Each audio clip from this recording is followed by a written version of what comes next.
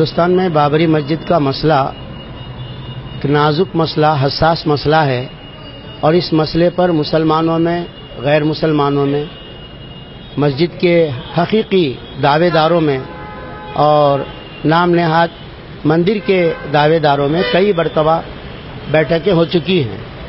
اس کے بعد الہ آباد ہائی کورٹ نے ملکیت کے مقدمے کا فیصلہ کرنے کے بجائے اس کو تقسیم کر کے 3 حصوں میں بانٹنے کا فیصلہ کیا، تو مسلمانوں نے بھی اس کو تسلیم نہیں کیا، غیر مسلموں نے بھی اس کو نہیں مانا۔ بالآخر یہ سپریم کورٹ میں گیا۔ سپریم کورٹ کیا ہے؟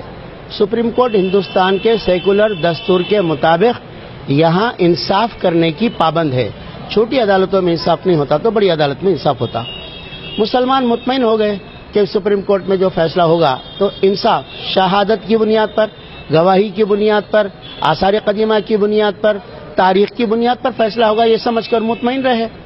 لیکن سپریم کورٹ کے چیف جسٹس نے ابھی یو پی کے الیکشن کے رزلٹ کے تیسرے دن یہ بیان دیا کہ یہ حساس مسئلہ ہے، اسے دونوں فریق مل کر باہر ہی طے کر لیں، چاہیں تو ہم عدالت آپ کی ثالثی کرے گی۔ عدالت ثالثی کے لیے نہیں ہے، انصاف کے لیے ہے، اور انصاف آستھا کی بنیاد پر نہیں ہوتا۔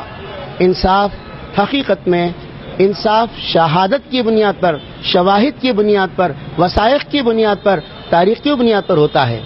سپریم کورٹ نے ایسا کیوں مشورہ دیا؟ یہ مشورہ سپریم کورٹ کو دینا سپریم کورٹ کے چیف جسٹس کے لائق نہیں ہے۔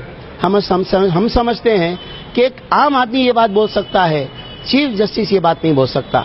چیف جسٹس نے یہ بات کہی ہے تو ان کو اس بات کو واپس لینا چاہیے اور مقدمے کو چلانا چاہیے۔ دوسری بات میں کہنا چاہتا ہوں کہ مقدمہ لے تو لال کا شکار تھا۔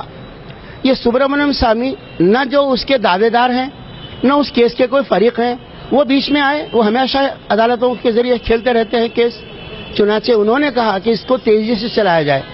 کیا بات تھی سپریم کورٹ کو کہ سبرامنیم سوامی کی ایک اپیل پر اس تیزی کا منظر دکھا دیا کہ باہر سے فیصلہ کرنے کی بات کہی؟ سپریم کورٹ کو چاہیے تھا کہ ٹھیک ہے، ہم چلائیں گے اور تیزی سے چلائیں گے، روزانہ کی بنیاد پہ چلائیں گے اور انصاف کریں گے۔